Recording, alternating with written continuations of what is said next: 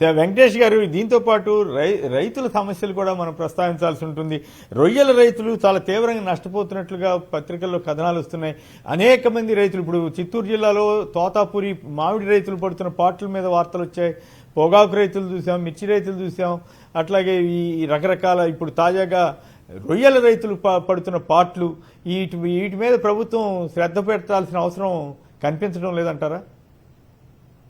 Sir, to be frank, రొయ్యల రైతులకి వచ్చినటువంటి సమస్య ఏంటంటే సార్, ఇప్పుడు అంతర్జాతీయంగా మార్కెట్ ఫ్లక్చుయేషన్ కానివ్వండి, ఇప్పుడు అంతర్జాతీయ స్థాయిలో జరుగుతున్నటువంటి ఈ టాక్సేషన్ విధానాలు గణనీయంగా మారినటువంటి ఈ సందర్భంలో రొయ్యల రైతులకి చాలా ఈక్వెడార్ నుంచి కూడా చాలా పోటీ ఉందని తెలిసిన వాళ్ళందరూ కూడా చెప్తున్నారు. వీటికి సంబంధించి ప్రభుత్వం నుంచి సమగ్రంగా ఏం కావాలి అనేటువంటి ఒక లైజనింగ్ చేసేటువంటి వ్యవహారాలు ఎవరు కూడా ముందుకు రానటువంటి ఒక పరిస్థితి. వాళ్ళు పదే పదే ప్రభుత్వం రొయ్యల రైతులు ఏం కోరుతున్నారంటే, రాష్ట్రంలో సఫిషియెంట్ గా పవర్ ఉంది. జగన్మోహన్ రెడ్డి గారి టైంలో కానివ్వండి, గతంలో మనకు వచ్చినటువంటి విభజన ఆంధ్రప్రదేశ్ లో మనకు వచ్చినటువంటి పవర్ ప్రాజెక్ట్స్ కానివ్వండి, వీటన్నిటి ద్వారా సఫిషియెంట్ గా పవర్ ఉంది. వీటిలో ఈ కోస్తా జిల్లాలకి కానివ్వండి, సముద్రానికి పక్కనే ఉన్నటువంటి ఈ రైతులందరికీ కూడా పవర్ కొంచెం సబ్సిడీలో ఇస్తే ఖచ్చితంగా ఈ రొయ్యల రైతులు తేరుకునేటువంటి ఒక పరిస్థితి ఉంది.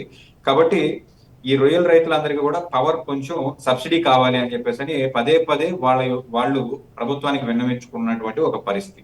దానికి సంబంధించి కామినేని శ్రీనివాస్ గారు, తర్వాత ఇంకా ఆ కల్చర్ లో ఉన్నటువంటి పెద్దలందరూ కూడా పదే పదే ప్రభుత్వానికి విన్నవించుకున్నప్పటికీ కూడా ఈ రోజుకి కూడా దాని మీద ఎటువంటి డెసిషన్ రాలేదు సార్. ఈ డెసిషన్ వస్తే తప్ప, ప్రభుత్వం ఖచ్చితంగా పవర్ మీద సబ్సిడీ ఇస్తే తప్ప ఈ రాష్ట్రంలో రొయ్యల రైతు బతికేటువంటి ఒక పరిస్థితి కాదు.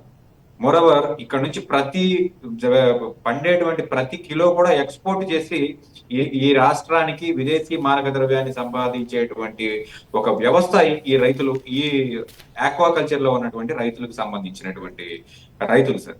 వీళ్ళని ఖచ్చితంగా మనం ప్రోత్సహించుకుంటేనే, గతంలో జగన్మోహన్ రెడ్డి గారు ఆ కన్సంప్షన్ సామాన్య ఆంధ్రప్రదేశ్ లో ఉన్నటువంటి పేదలకు కూడా అందాలి అని చెప్పేసి చాలా ప్రయత్నం చేసినటువంటి ఒక పరిస్థితి. అన్ఫార్చునేట్లీ అది సక్సెస్ అవ్వలేండి.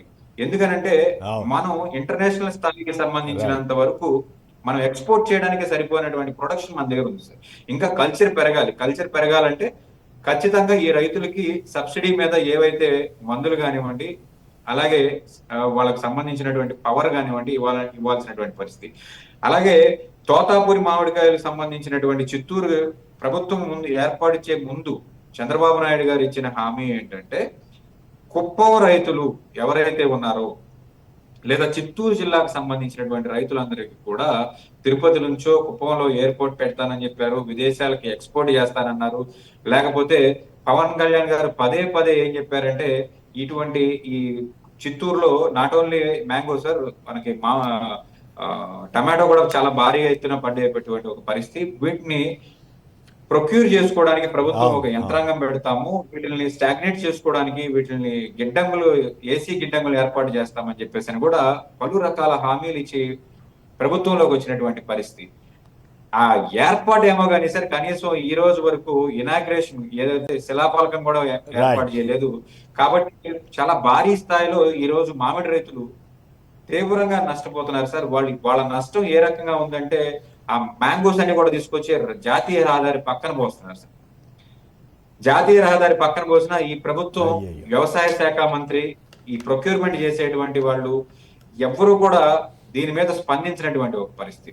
జగన్మోహన్ రెడ్డి గారు దీని మీద కూడా ఒక యాత్ర తీసుకుంటే ఖచ్చితంగా ప్రతిఫలం వస్తుంది. ఎందుకంటే ఎప్పుడైతే ఆయన మిర్చి రైతులకు సంబంధించిన యాత్ర చేశారో మిర్చి రేటు పెరిగింది, పొగాకు రైతులకు సంబంధించినటువంటి యాత్ర చేశారో పొగాకు మీద ప్రభుత్వం తక్షణం స్పందించింది.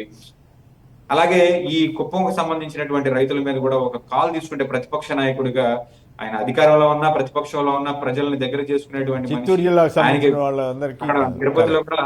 తిరుపతిలో కూడా ఎంపీగా గెలిచినటువంటి ఒక పార్టీ కాబట్టి ఖచ్చితంగా దీని మీద జగన్మోహన్ రెడ్డి గారు ఒక కాల్ తీసుకుంటే ఖచ్చితంగా వాళ్ళ బతుకులు కూడా మారుతాయి అనేది నా యొక్క ఉద్దేశం.